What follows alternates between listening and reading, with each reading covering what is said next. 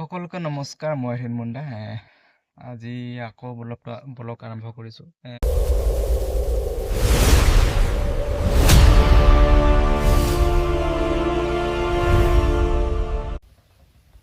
তো আজি জেগাৰ পৰাই আৰম্ভ কৰিম। বহনি এইফালে আহি আছে আমাৰ বাইদেউ কেইটামান, তেওঁলোকক লৈ সাপে খেতি যাম।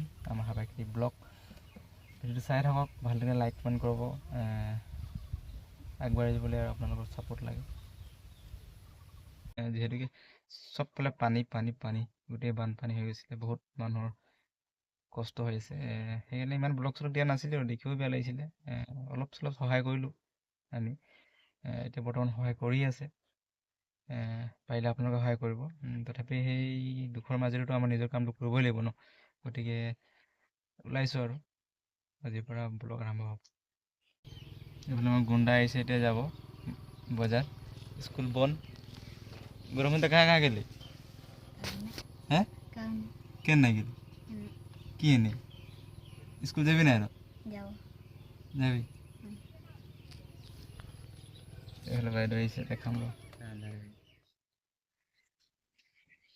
ও বাইদেউ ও যাবে মানে আগে বলে গাড়িটা ঢুকাই দিতি না আমি। হ্যাঁ চালালি যাবে।